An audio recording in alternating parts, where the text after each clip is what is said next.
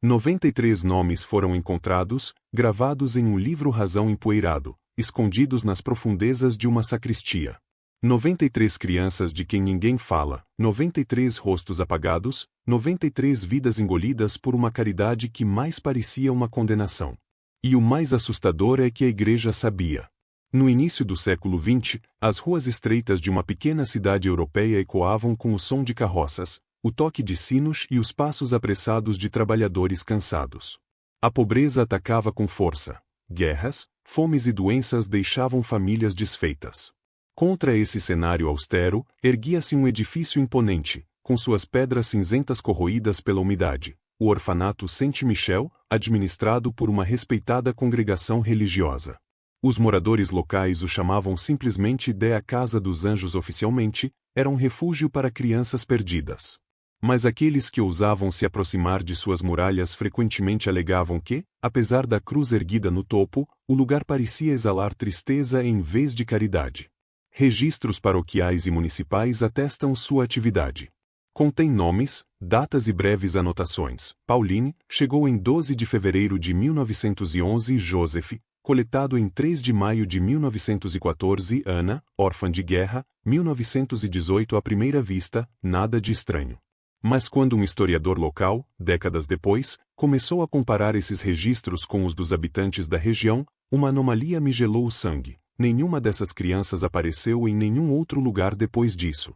Nenhuma certidão de casamento, nenhum histórico escolar, nem mesmo certidões de óbito oficiais. Entre 1911 e 1922, 93 crianças ingressaram na Casa dos Anjos, e elas desapareceram. Relatos da época, embora raros, descrevem cerimônias religiosas grandiosas, procissões onde os órfãos, vestidos com túnicas brancas, cantavam salmos latinos em uníssono. A população os via como a encarnação da pureza, protegidos pela mão da Igreja. Mas algumas testemunhas mais atentas notaram algo mais. As crianças pareciam estranhamente silenciosas fora das canções, como se a fala lhes tivesse sido tirada. Raramente eram vistas rindo, raramente brincando e nunca correndo pelas ruas como as outras crianças.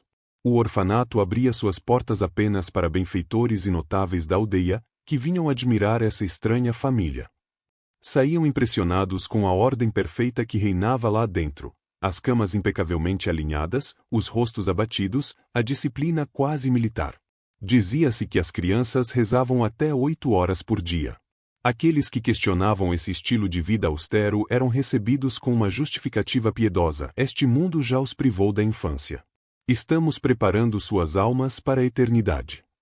Há também este detalhe, relatado por um antigo operário que às vezes trabalhava na manutenção do prédio. Ele afirmava que todas as noites, ao soarem os sinos da meia-noite, uma luz bruxuleante atravessava os vitrais do refeitório, muito depois de as crianças já estarem dormindo. Não havia vozes, nem gritos, apenas uma auréola pálida, como uma missa secreta para a qual ninguém era convidado. Quando o historiador descobriu os 93 desaparecimentos inexplicáveis, foi inicialmente acusado de exagero. Alguns pensaram que se tratava de um erro nos registros, outros presumiram que as crianças haviam sido enviadas para outras instituições sem registro oficial. Mas quanto mais ele investigava, mais profundo o mistério se adensava. Cartas de padres, cuidadosamente preservadas em arquivos particulares, faziam vagamente referência a crianças oferecidas e almas confiadas aos cuidados divinos. Termos que, quando contextualizados, assumiam uma dimensão perturbadora. Pois o orfanato Saint-Michel havia encerrado todas as suas atividades em 1923, sem que nenhuma explicação fosse dada. Os monges haviam deixado o local, levando consigo tudo o que pudesse testemunhar o passado: arquivos, objetos, roupas. Restavam apenas as paredes frias, os cômodos vazios e um silêncio pesado. Os moradores, por sua vez, haviam aprendido a não fazer mais perguntas. Com o tempo, falava-se em fome, epidemias, deslocamentos devido à guerra. Mas ninguém conseguia fornecer qualquer vestígio tangível do que havia acontecido com essas crianças. Ainda mais perturbador, alguns moradores relataram que, após o fechamento, continuaram a ouvir ruídos dentro do prédio abandonado. Passos leves, como os de crianças, sussurros indistintos, às vezes, até o som de um coral distante recitando salmos. Embora o local estivesse lacrado, a lenda local afirmava que as almas das 93 crianças nunca deixaram a casa dos anjos. Hoje, essa constatação inicial, 93 vidas apagadas dos arquivos, 93 destinos desaparecidos, continua sendo um dos enigmas mais perturbadores desta pequena cidade. Pois não se trata de um simples rumor ou superstição. Os documentos existem, os registros confirmam. O mistério, porém, permanece. O que aconteceu com essas crianças? Teriam sido vítimas do silêncio administrativo, ou de um segredo mais obscuro, cuidadosamente enterrado atrás de muros de pedra?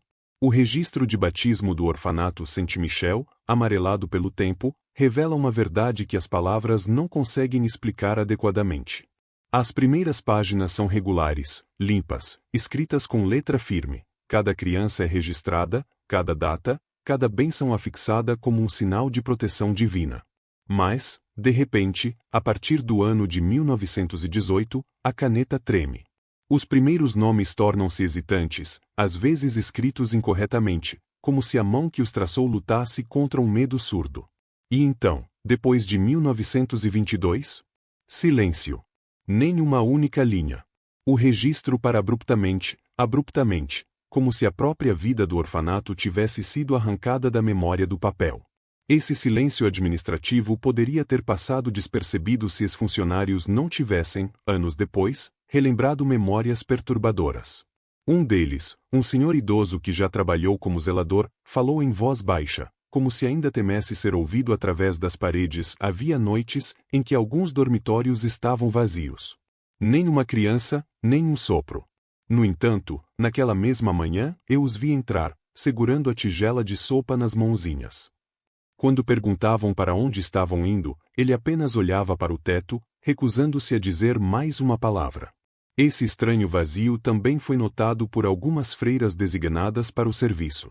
Elas relataram que, após as orações da noite, algumas camas permaneciam perfeitamente arrumadas, imaculadas, embora seus residentes não estivessem doentes e não tivessem sido transferidos. As superioras, quando questionadas, respondiam secamente: estas crianças são confiadas a Deus. Uma frase que gelou o sangue, pois parecia esconder uma verdade mais pesada. Nos registros municipais, a ausência é ainda mais preocupante.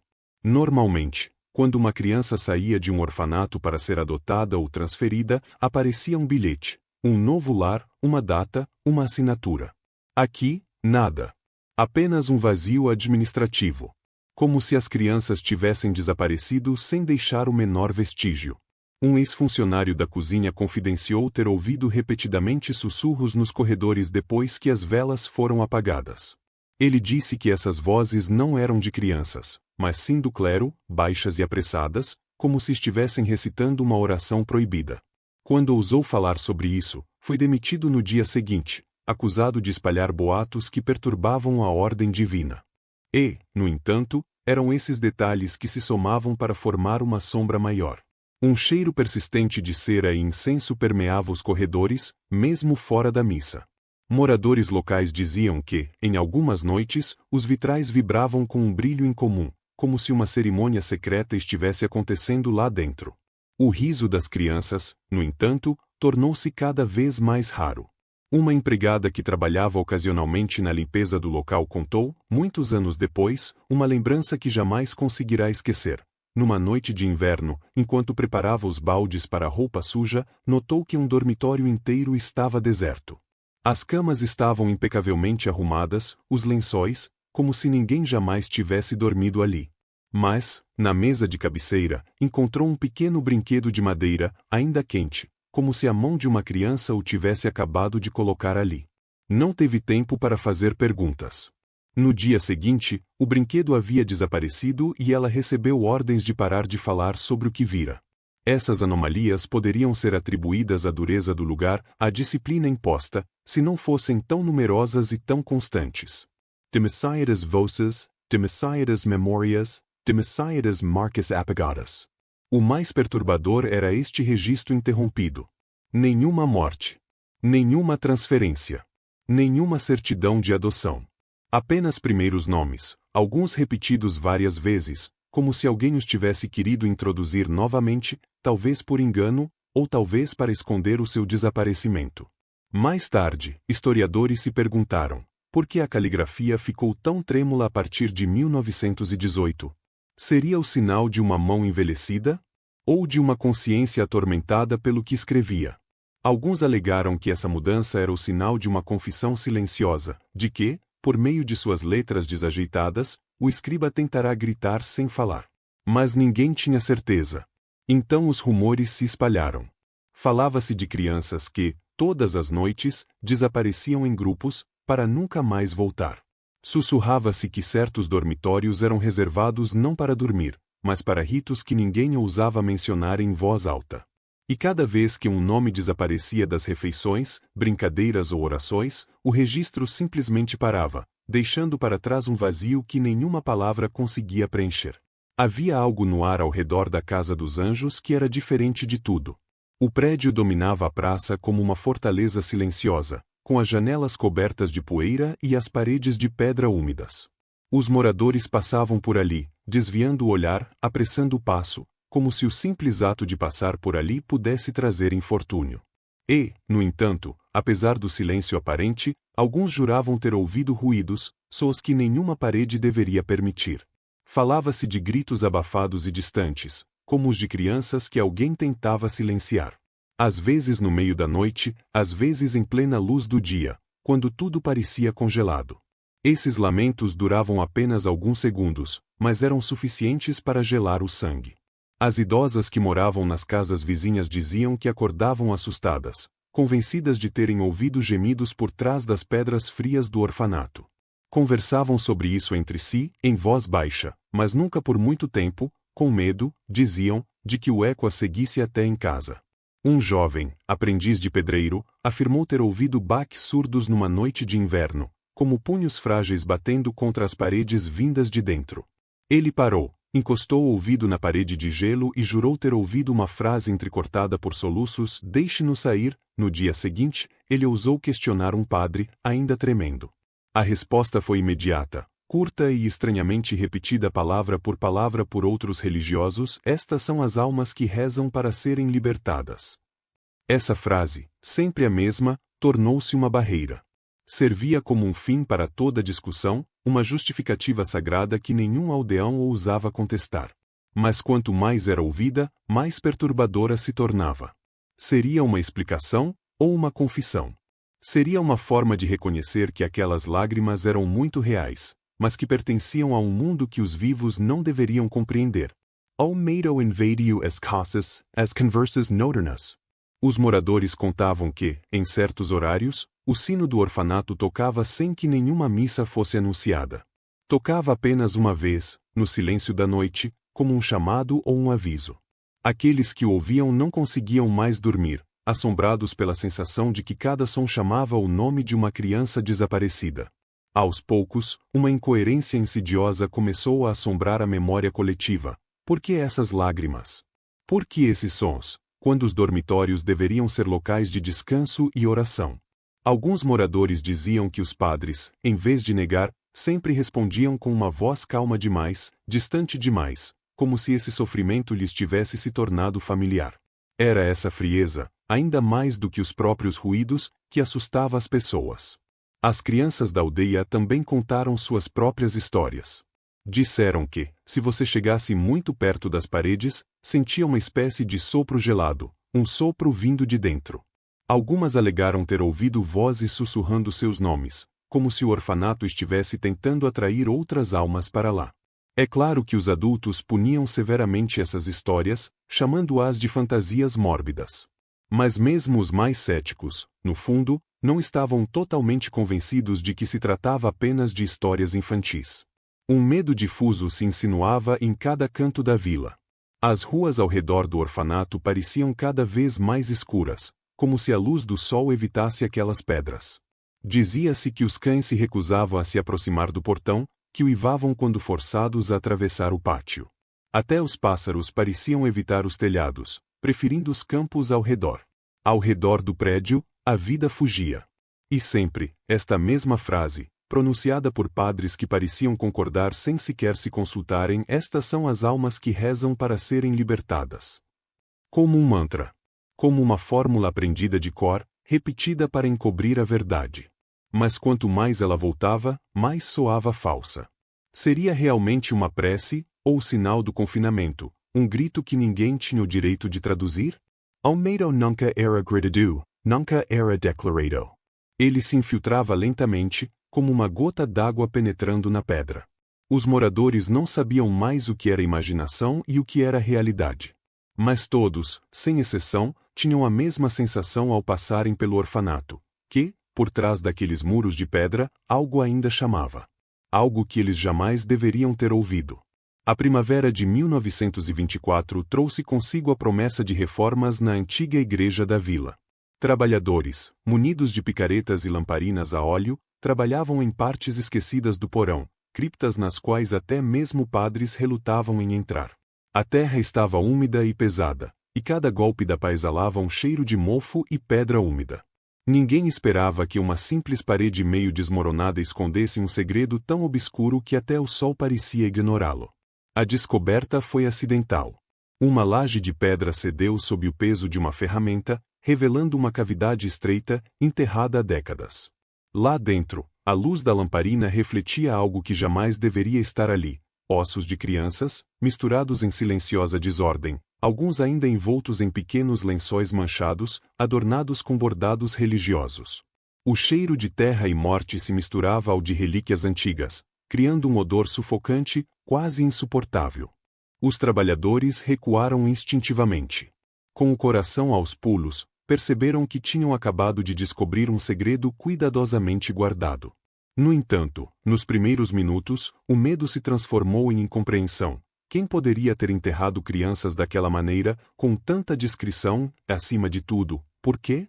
Os lençóis, marcados com símbolos religiosos, davam a impressão de que aquela sepultura não era um enterro improvisado, mas um ritual, um ato que combinava cuidado e horror. O assunto logo chegou às autoridades eclesiásticas. Os padres vieram inspecionar o túmulo, calmamente, quase calmamente demais. Nem uma palavra de pânico, nem uma única expressão de choque. Eles mediram, pareciam estar observando e, então, após alguns sussurros, ordenaram que o local fosse selado e todos os vestígios apagados. Oficialmente, tratava-se apenas de uma antiga vala comum que remontava a uma epidemia, de acordo com a declaração publicada nos jornais locais. Uma explicação rápida e arrepiante, suficiente para a maioria dos moradores. Mas aqueles que tinham visto os ossos de perto não conseguiam ficar em silêncio. Certos detalhes gritavam sua própria verdade: a finura dos ossos, o tamanho pequeno dos crânios, as marcas dos objetos que os haviam envolvido. Os lençóis em si pareciam ter apenas alguns anos, não um século. Datações científicas subsequentes confirmaram o que os instintos há muito suspeitavam: aqueles ossos pertenciam aos anos exatos em que as 93 crianças haviam desaparecido. O choque, no entanto, não estava apenas na descoberta física. Estava no encobrimento imediato do caso. Testemunhas foram intimidadas, algumas foram chamadas à ordem por superiores religiosos, outras foram afastadas sob o pretexto de confidencialidade. As ordens eram claras: não falar, esquecer o que tinha sido visto, agir como se a terra tivesse engolido aquelas crianças e nada mais. O medo se misturava ao horror, e os trabalhadores, ainda tremendo, sabiam que haviam entrado em algo além de sua compreensão. Mais tarde, surgiram relatos de que algumas crianças teriam sido ouvidas chorando na terra antes mesmo de serem enterradas. Testemunhas falaram de sussurros, de súplicas abafadas que a pedra absorvia, mas que o coração humano percebia. Este túmulo não representava simplesmente o fim de uma vida, mas o vestígio de um ato intencional, planejado e até ritualizado, no qual a inocência havia sido confundida com devoção, a caridade pervertida em pesadelo. Os moradores que ouviram falar do túmulo também contaram que, em certas noites de inverno, o ar ao redor da igreja ficava gelado, carregado de uma presença invisível. As janelas chacoalhavam suavemente, como se um sopro atravessasse as paredes. E alguns disseram que se ouviam farfalhar de lençóis, um leve raspar na pedra, como se aquelas crianças, apesar da morte, estivessem tentando escapar de seu túmulo silencioso. À medida que a história se desenrolava, o mistério se intensificava. Os registros municipais e paroquiais não mencionavam nada. As autoridades locais fingiam ignorância. Mas o simples conhecimento da existência de um túmulo contendo os restos mortais exatos das 93 crianças era suficiente para semear um mal-estar persistente, um medo que se insinuava em cada discussão, em cada lembrança. Os moradores sabiam, sem dizer, que o silêncio oficial era um segundo túmulo, o da verdade. E então havia aquela sensação indefinível de que o túmulo não estava apenas atrás da igreja, mas que existia simbolicamente em todos os cantos da cidade. Que todo lugar, com suas pedras úmidas e becos escuros, preservava a marca dessas vidas apagadas. Esse primeiro choque não foi apenas a descoberta dos ossos, mas o confronto direto com a extensão da mentira, com a frieza de uma instituição capaz de esconder o indizível sob um véu de piedade. Mesmo anos depois, os poucos curiosos que se aventuraram perto da zona proibida descreveram sensações estranhas, uma sensação de opressão, a impressão de que os olhos das crianças mortas seguiam cada movimento e, às vezes, uma risada abafada, rápida e aguda, que desaparecia assim que se virava a cabeça. Aquele primeiro choque não apenas revelara um cadáver esquecido, abrirá a porta para um horror que ninguém deveria conhecer e cujos ecos continuavam a assombrar a aldeia. Anos após o fechamento do orfanato Saint-Michel, um pequeno baú foi encontrado em um sótão empoeirado, atrás de uma prateleira que não era mexida havia décadas. Dentro, fotografias amareladas, um diário, algumas cartas amassadas e pertences de crianças. O próprio baú parecia vibrar com uma energia silenciosa, como se ainda contivesse as memórias das almas que haviam passado por suas paredes. As fotografias, em particular, cativavam por sua estranheza. Em sua maioria, as crianças sentavam-se em fileiras perfeitas, em pequenos bancos ou diretamente no chão de madeira do dormitório. Com as cabeças ligeiramente abaixadas, as mãos entrelaçadas ou apoiadas nos joelhos, pareciam congeladas em uma disciplina rigorosa. Mas o mais impressionante não era a postura imóvel, eram os olhos. Vazios. Apagados. Como se cada uma delas já soubesse que sua existência seria engolida por algo maior e mais sombrio do que o mero tempo. Esses olhares fotografados, congelados para a eternidade, transmitiam uma estranha premonição, um conhecimento silencioso do que estava prestes a acontecer com elas. Algumas fotografias eram ainda mais perturbadoras. Em uma imagem tirada durante um passeio no parquinho, algumas crianças pareciam olhar diretamente para a câmera, mas, através da imagem, tinha-se a impressão de que seus olhos não seguiam a câmera, mas a pessoa que veria a foto anos depois.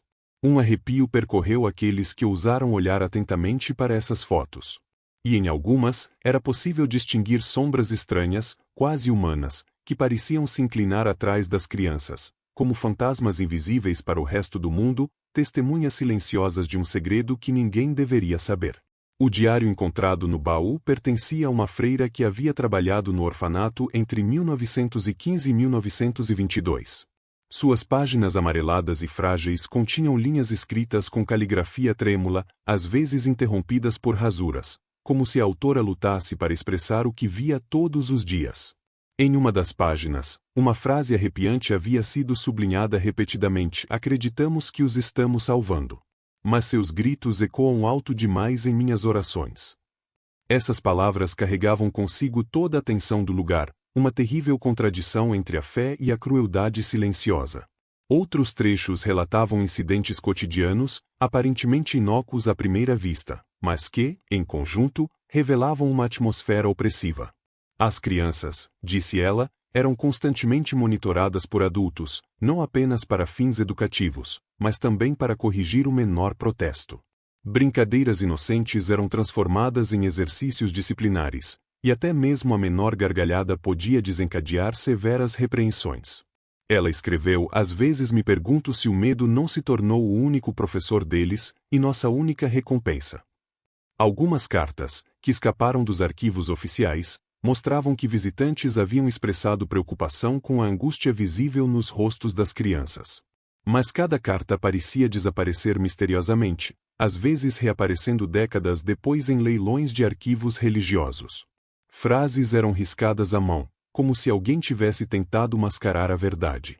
Essas correspondências, fragmentárias e incompletas, deixavam uma sensação de perturbadora incompletude, como se a verdadeira história jamais fosse chegar ao mundo exterior. Os objetos preservados no baú acrescentavam uma dimensão quase tangível ao horror. Pequenos brinquedos, fantoches, retalhos de tecido, todos traziam marcas de uso, mas também de esquecimento. Um ursinho de pelúcia emagrecido parecia encarar os visitantes com seus olhos de botão, e um vestidinho branco ainda exibia vestígios de pequenas impressões digitais na gola, como se uma criança tivesse tentado se agarrar a algo antes de desaparecer. Cada um desses objetos contava sua própria história silenciosa, mas insuportável, e contribuía para a sensação de que o passado nunca havia realmente desaparecido. Gravações de áudio também foram descobertas posteriormente, documentos raros e fragmentários de uma missa infantil. O som, ligeiramente distorcido pelo tempo e por equipamentos rudimentares, carregava uma intensidade sinistra. As vozes eram claras, repetitivas, mas por trás delas, alguns afirmam ouvir murmúrios, soluços abafados que não foram registrados no registro oficial da cerimônia. Era como se as crianças registrassem no próprio som uma angústia que ninguém mais conseguia ver. Por fim, os pesquisadores que examinaram as evidências notaram um fenômeno estranho. Apesar da idade das fotografias e da deterioração dos documentos, certos detalhes pareciam impossíveis de datar ou explicar. Sombras, expressões, ângulos de luz, tudo carregava um peso invisível, como se a própria realidade se recusasse a ser totalmente capturada, como se essas evidências não tivessem sido feitas para serem vistas pelos vivos, mas apenas para testemunhar eternamente o que realmente acontecerá. Cada documento, cada foto, cada objeto parecia confirmar uma verdade que ninguém queria admitir. As crianças não haviam simplesmente desaparecido. Elas haviam sido absorvidas pelo lugar, pelo sistema, por um segredo que nem o tempo conseguirá apagar. E para quem ousasse olhá-las de perto, o peso desse mistério era sufocante, uma pressão no peito, um arrepio na nuca, uma sensação incômoda de que aquelas vidas, aquelas memórias, aquele sofrimento ainda estavam presentes, escondidos atrás de cada página, cada imagem, cada objeto, esperando para serem vistos. Muito antes do século XX, os arquivos europeus continham sussurros meio apagados, vestígios de eventos que os historiadores há muito ignoravam. Nos mosteiros e conventos do século XVII, os registros às vezes registravam a chegada de jovens órfãos, seu registro meticuloso e então, nada. Nenhum vestígio de morte, nenhuma menção de adoção, apenas um espaço em branco que se espalhava como uma mancha indelével pelo papel. Os relatos que acompanhavam esses registros eram raros, fragmentários, mas perturbadores o suficiente para que o padrão se tornasse visível para aqueles que ousassem procurá-lo. Os testemunhos, muitas vezes ocultos nas margens de crônicas religiosas, contavam histórias semelhantes às de São Miguel. Crianças confiadas à igreja desapareciam sem explicação, suas camas misteriosamente esvaziavam-se ao anoitecer, suas refeições permaneciam intocadas. Algumas freiras escreviam secretamente que suas orações pareciam nunca chegar a Deus, que as crianças desapareciam apesar de toda a sua devoção. Essas confissões, registradas em tinta frágil, haviam sido cuidadosamente ocultadas ou destruídas durante as visitas de inspeção, sob o pretexto de preservar a paz da comunidade. Em alguns arquivos, encontramos cartas de pais desesperados. Pediam notícias dos filhos, mandavam-nos para conventos distantes e recebiam respostas vagas, tranquilizadoras, mas inconsistentes: seu filho está em boas mãos. A providência está cuidando dele. Mas nunca detalhes. E quando insistiram, as cartas foram cuidadosamente arquivadas ou desapareceram. Parece que o medo e o controle sistematicamente prevaleceram sobre a verdade. Fome e epidemias eram as explicações oficiais. Cada desaparecimento podia ser atribuído à cólera, à varíola ou às guerras incessantes que devastavam o interior. Mas, quando se comparam os registros de óbitos com os de desaparecimentos, uma inconsistência se torna evidente. O número de crianças registradas como mortas era sempre menor do que o de desaparecidas. Os números nunca batem. E, a cada vez, os detalhes eram minimizados, as circunstâncias se complicavam de tal forma que a memória oficial nunca refletia a verdadeira extensão da perda. Alguns testemunhos anônimos falam de uma lógica interna dentro dos conventos, um sistema de gestão de almas que visava proteger a reputação da instituição. Crianças doentes ou rebeldes eram isoladas, enviadas para anexos desconhecidos, às vezes enterradas em criptas secretas. Os registros eram então reescritos ou deixados incompletos, como se a própria história tivesse que ser apagada para que o horror jamais chegasse ao mundo exterior. É isso que causa arrepios. O fenômeno não se restringia a Saint-Michel. Existia há séculos, repetia-se ao longo dos tempos, a cada vez, era justificado por argumentos de necessidade ou caridade pervertida. Cronistas contemporâneos, também assustados com essas práticas, relataram anomalias semelhantes às observadas no século XX, gritos abafados nos corredores, camas vazias pela manhã, crianças que pareciam saber seu trágico destino antes do tempo. As histórias se sobrepõem ao longo do tempo, traçando uma continuidade macabra. Em cada época, as mesmas estruturas, os mesmos silêncios, as mesmas omissões nos registros. A repetição do padrão transforma o horror individual em um sistema institucionalizado, invisível, mas palpável. Até mesmo documentos oficiais da época, quando existem, demonstram um desejo de mascarar a realidade. Palavras cuidadosamente escolhidas, formulações neutras, datas omitidas. Tudo converge para o mesmo objetivo: reescrever a história, apagar a dor, criar um véu sobre a verdade.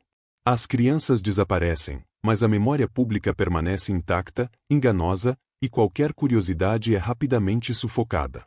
E quando examinamos as lendas locais, os contos contados às crianças em aldeias próximas aos conventos, encontramos ecos dessas práticas. Histórias de órfãos engolidos por muros invisíveis, de crianças fantasmagóricas em busca de seus pais, de gritos na noite que ninguém consegue interpretar.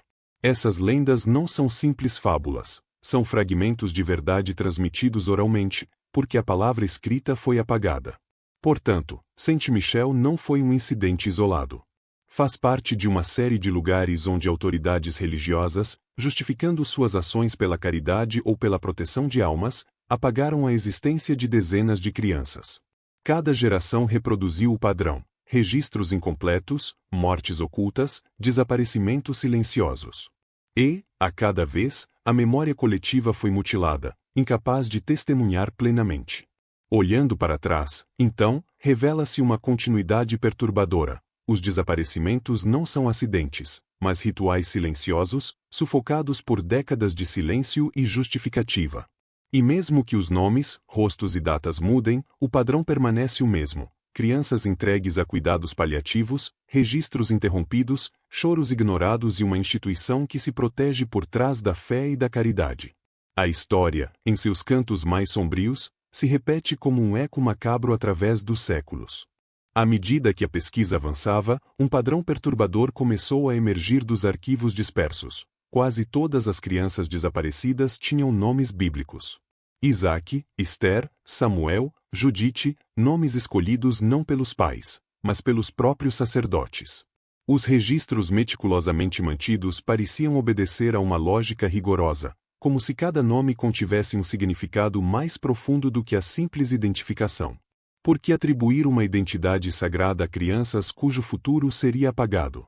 Essa questão assombrava aqueles que ousavam analisar os documentos mais de perto. Pesquisadores que estudaram esses nomes notaram outro detalhe perturbador: a maioria correspondia a figuras bíblicas associadas a sacrifícios ou provações. Isaac estava ligado à história do sacrifício no altar, Esther à sobrevivência em meio à traição e à morte, Samuel à infância dedicada a Deus desde os primeiros dias.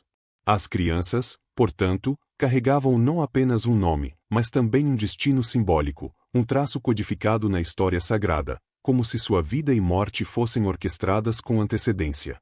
Além dos nomes, certas pistas nos registros sugeriam um ritual silencioso. As crianças eram agrupadas de acordo com critérios precisos: idade, nome, data de chegada. As anomalias nos registros sugeriam que os desaparecimentos não eram aleatórios. Havia um método, uma estrutura oculta sob a aparência da vida cotidiana: os dormitórios vazios, as refeições rigorosamente controladas, as orações repetitivas. Tudo isso sugeria uma lógica que poucos conseguiam interpretar, mas que se tornou evidente quando os fatos foram reunidos. Pesquisadores contemporâneos começaram a estabelecer correlações entre os desaparecimentos do século XX e incidentes anteriores em outras instituições religiosas. Padrões idênticos emergiram: crianças com nomes bíblicos, registros interrompidos, sepulturas ocultas, cartas apagadas. A repetição não foi coincidência. Algo, ou alguém, garantiu que esses eventos seguissem um único código invisível, uma sequência que os vivos não deveriam entender, mas que a história registrou, apesar de si mesma. Algumas hipóteses foram ainda mais longe. Pesquisadores sugeriram que essa seleção de nomes e idades constituía uma espécie de ritual simbólico. Oferecer um nome sagrado a uma criança destinada a desaparecer poderia ser interpretado como uma oferenda espiritual, um gesto oculto por trás da máscara da caridade. Isso explicava a repetição metódica e o silêncio imposto. Cada ato deveria permanecer invisível, mas carregar um significado religioso que escapava à razão comum. A análise de fotografias antigas reforçou essa hipótese. Em algumas imagens, as crianças usavam roupas brancas bordadas com símbolos religiosos ou seguravam objetos sagrados. Mesmo em sua postura aparentemente inocente, uma dimensão ritualística era perceptível. Os alinhamentos, gestos e olhares vazios pareciam orquestrados de acordo com um padrão preciso. Os pesquisadores viram nisso a continuidade de um ritual ancestral, transmitido através dos séculos e das instituições, sempre sob o pretexto de proteção e educação.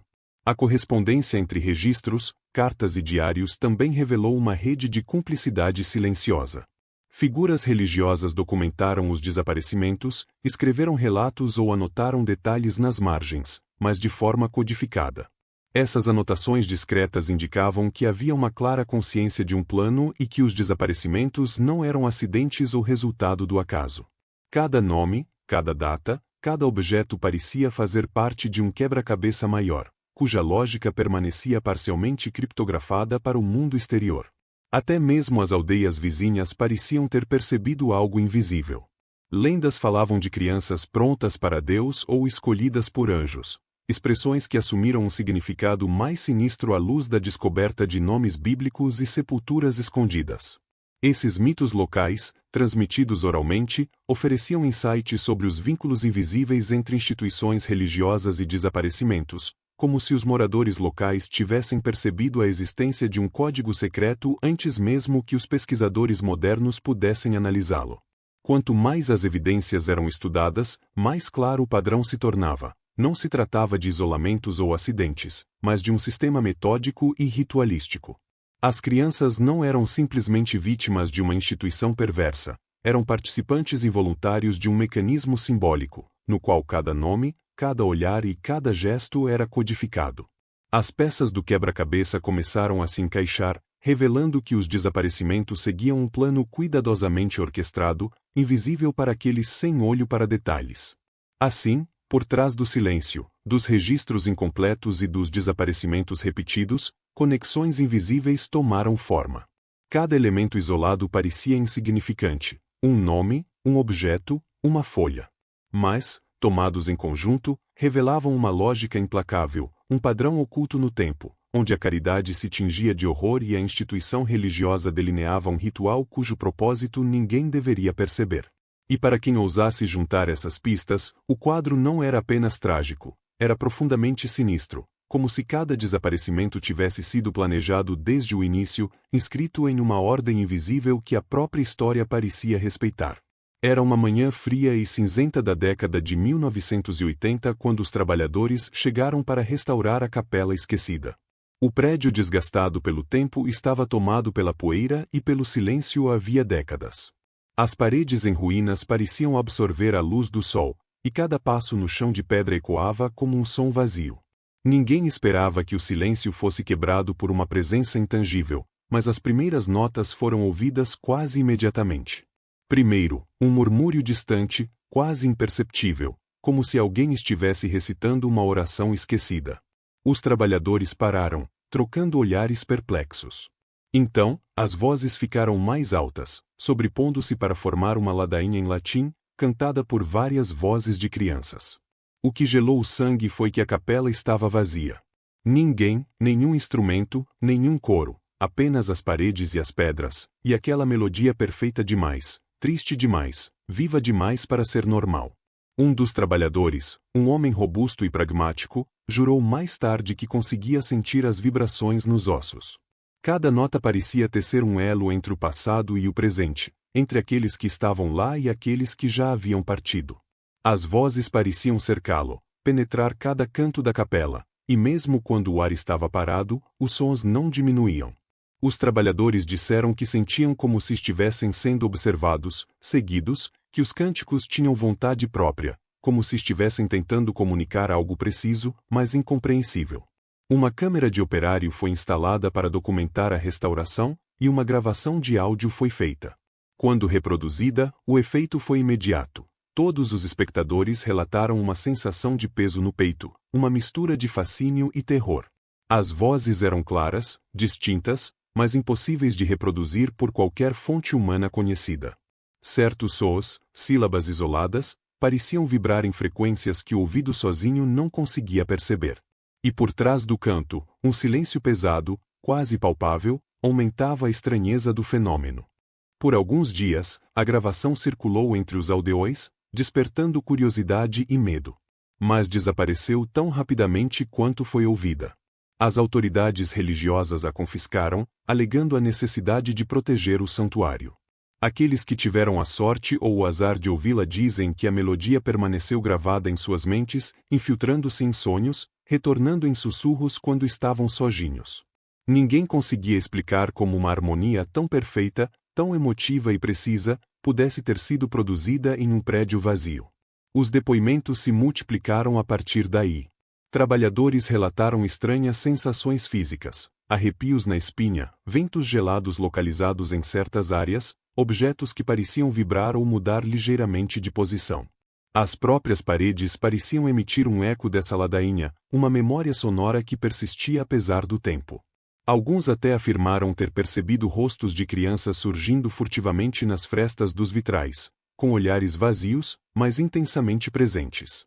Pesquisadores paranormais que examinaram a capela anos depois notaram anomalias inexplicáveis. Medições acústicas revelaram frequências impossíveis de serem produzidas apenas pela voz humana. Gravações de áudio, quando reproduzidas, produziram fenômenos físicos, vibrações sutis nas pedras, mudanças no campo magnético local e sensações de pressão no peito ou nos ombros dos ouvintes. Essas anomalias não podiam ser racionalizadas, e a comunidade científica permaneceu em silêncio, sem um protocolo capaz de mensurar esse tipo de fenômeno. Alguns moradores afirmavam que a ladainha não era apenas uma canção, mas uma mensagem. Que as crianças desaparecidas, absortas pelos muros e criptas de séculos passados, tentavam se expressar, relembrar sua existência. As sílabas latinas, repetidas incessantemente, pareciam ter sido escolhidas para transcender o tempo, para imprimir nos vivos a memória de seu sofrimento. As vozes eram, segundo esses testemunhos, ao mesmo tempo reconfortantes e insuportáveis, uma mistura de ternura e angústia, que deixava um gosto amargo e irreversível na mente de quem as ouvia. Mesmo aqueles que nunca haviam entrado na capela relataram experiências estranhas depois. Ruídos suaves atrás das portas, melodias incompreensíveis ao vento, memórias auditivas involuntárias da ladainha. O evento parecia transcender os limites físicos de lugar e tempo, sugerindo que algo, ou alguém, havia decidido deixar uma marca indelével.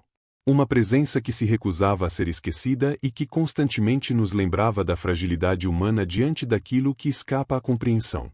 Esse fenômeno sobrenatural transformou a capela em um lugar de medo e fascínio.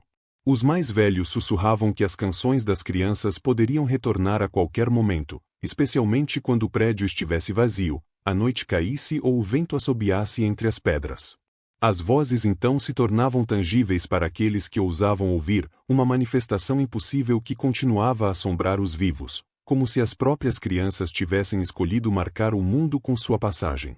E nesse silêncio que ninguém ousava quebrar, permanecia a arrepiante certeza de que as paredes, as pedras e os vitrais ainda guardavam a memória de 93 crianças desaparecidas. Que a caridade, a fé e a autoridade religiosa haviam sido incapazes de proteger sua inocência. E que essa melodia, perfeita demais e triste demais, continuaria existindo, desafiando a lógica humana e lembrando a todos que alguns segredos, mesmo enterrados sob séculos de pedra e poeira, ainda podem se manifestar com uma intensidade aterradora. OARA diferente nas ruínas do antigo orfanato.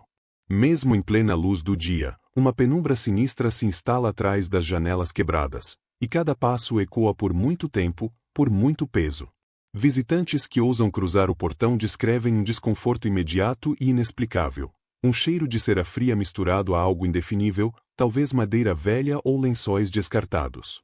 Esse aroma parece impregnar roupas, pele e até mesmo memórias, deixando a impressão persistente de que o lugar retém algo vivo. Rapidamente, a sensação de estar sendo observado se instala.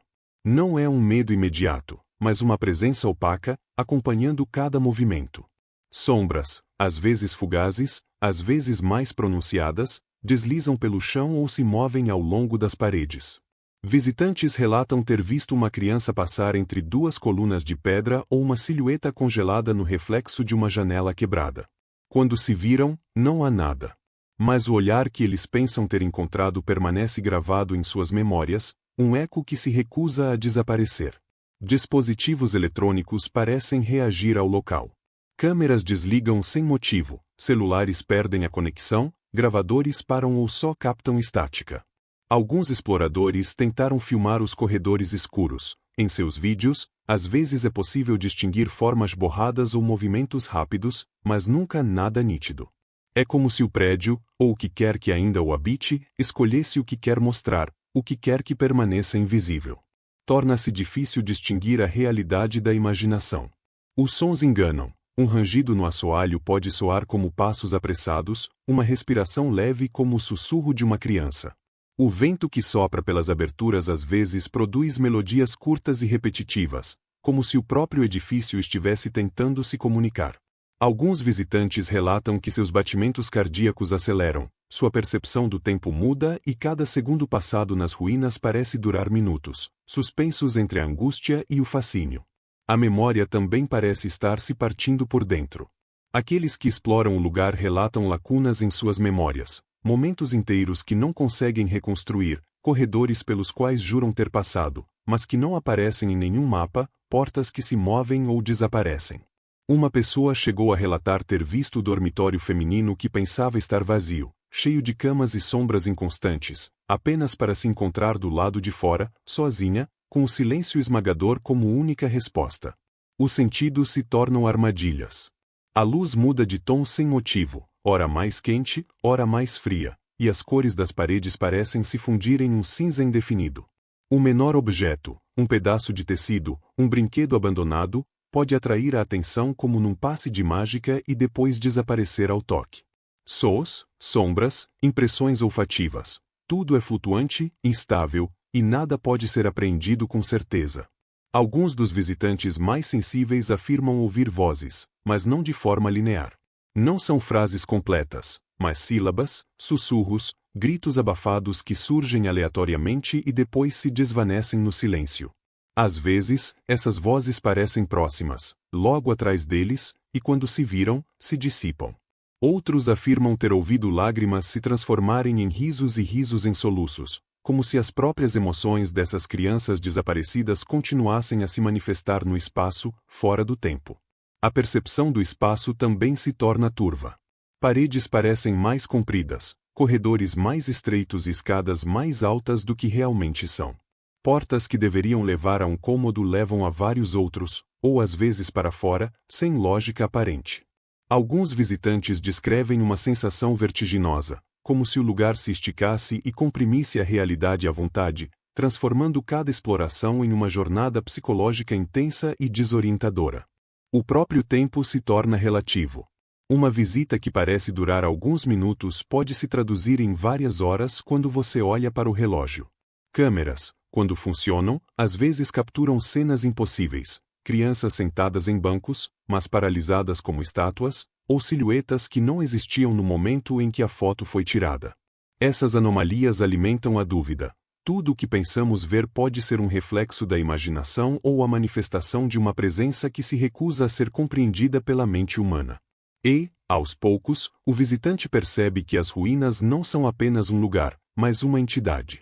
Uma consciência que observa, que escolhe o que pode ser visto, ouvido ou registrado. Experiências se repetem, padrões se tornam familiares, mas nunca tranquilizadores. Quem entra sai transformado, a dúvida se instala, a certeza desaparece e a linha entre o tangível e o invisível se torna tênue. Neste lugar, a realidade se rompe, E cada passo é um lembrete de que o que foi esquecido pelo mundo permanece muito vivo. O envelope foi descoberto por acaso, escondido entre 2 livros velhos empoeirados, nas sombras de uma biblioteca paroquial que poucos ainda frequentavam. As encadernações rangentes, o cheiro de papel velho e cera conferiam ao ambiente uma atmosfera solene, quase sagrada. No entanto, naquele dia, algo quebrou a rotina silenciosa. Um objeto inesperado e anônimo, trazendo uma mensagem que mudaria para sempre a percepção do orfanato e seus mistérios. A folha interna estava amarelada, amassada, frágil, como se tivesse passado décadas desprotegida. O papel continha uma única frase, cuidadosamente escrita em tinta preta, em letras trêmulas, mas claras: não esquecido, mas sacrificado. Eles não foram esquecidos, mas sacrificados. Uma afirmação simples, mas que, por si só, reescreveu toda a história. Tudo o que antes era considerado desaparecimento, acidente ou omissão agora assumia um significado sinistro e deliberado. O mistério do autor da mensagem reforçou a ansiedade. Quem havia escrito aquela frase? Seria um ex-membro do clero, consumido pela culpa? Ou uma testemunha silenciosa que observara aqueles rituais, decidindo deixar um aviso para as gerações futuras? O anonimato do envio transformou a revelação em um enigma adicional. O documento não era apenas uma mensagem, mas um elo direto com aqueles que haviam orquestrado, ou testemunhado, os sacrifícios. A própria frase em latim, cuidadosamente escolhida, carregava peso simbólico. Não se esqueça, eles não foram esquecidos. Recordou a permanência de sua existência ao longo do tempo, mesmo que os registros oficiais tivessem apagado todos os vestígios. Mas eles foram sacrificados, mas sacrificados, revelava a finalidade deliberada de seu destino. Aquele que as autoridades eclesiásticas tentavam esconder atrás do véu da caridade. Essas poucas palavras foram suficientes para transformar toda a história em um ato premeditado, um ritual invisível, orquestrado nas sombras. Historiadores e pesquisadores que estudaram a folha também notaram detalhes perturbadores na escrita, variações sutis na pressão da caneta, letras mais acentuadas em pontos estratégicos, como se o escriba quisesse imprimir no papel não apenas a mensagem, mas também o medo e a solenidade do gesto. Cada curva, cada letra, parecia conter uma emoção impossível de ignorar: angústia, arrependimento e talvez até mesmo um aviso. O impacto psicológico sobre aqueles que leram a mensagem foi imediato. Os aldeões que ouviram falar da descoberta sentiram uma emoção, como se uma presença invisível tivesse confirmado a verdade por trás das lendas. Os desaparecimentos não eram mais meras anomalias históricas, haviam sido planejados, ritualizados, e a frase sugeria que esse padrão poderia persistir, que as crianças sacrificadas talvez fossem apenas parte de um ciclo maior, invisível para os vivos. Alguns dizem que essa revelação teve um efeito físico nos leitores: um peso no peito, tremores involuntários, falta de ar devido à intensidade da revelação. Outros dizem que, no silêncio da biblioteca, pareceram ouvir um sussurro, quase imperceptível, como se as próprias crianças repetissem a frase não esquecido, mas sacrificado, um eco espectral, uma ressonância de inocência perdida ao longo dos séculos. O envelope parecia conter mais do que uma mensagem, uma ligação direta com a história secreta do orfanato. Cada detalhe, cada dobra do papel, cada palavra escolhida reforçava a ideia de que o horror não havia terminado com o tempo. Os rituais, os desaparecimentos, os silêncios, tudo estava codificado naquele simples pedaço de papel, que parecia ser a peça final do quebra-cabeça, mas na realidade abria mais perguntas do que respondia. Até os pesquisadores mais céticos se comoveram. Os arquivos, os registros incompletos, os túmulos, as fotografias, os testemunhos, tudo ganhou um novo significado à luz dessa frase. O horror não foi aleatório ou acidental. Tinha uma lógica, um desígnio invisível, mas metódico. E a ideia de que esse ciclo pudesse recomeçar, de que outras crianças pudessem um dia ser escolhidas, reforçava o terror latente que essa descoberta despertava. O documento era um lembrete de que algumas verdades permanecem perigosas, mesmo décadas depois. As paredes do orfanato, as pedras da capela, as sombras nos dormitórios, tudo persistia, preservando os vestígios daqueles que haviam desaparecido. E enquanto o envelope jazia no silêncio da biblioteca, permanecia esta certeza arrepiante: as crianças jamais haviam sido esquecidas, mas seu sacrifício continuava a assombrar os mundos visível e invisível. Assim, a revelação final se destaca como uma reviravolta final. A caridade que parecia proteger, salvar e guiar essas crianças revelou-se uma máscara de horror. A frase no papel transforma o passado em um presente tangível, onde memória, esquecimento e sacrifício se fundem, deixando quem a lê com um arrepio que nunca desaparece de fato. Então me diga, qual o valor de uma instituição de caridade que enterra 93 crianças em nome de Deus? Talvez o verdadeiro horror não esteja dentro das paredes desta igreja, mas no silêncio que perdura até hoje. Porque se 93 crianças desapareceram, quem pode garantir que outras ainda não estejam desaparecendo?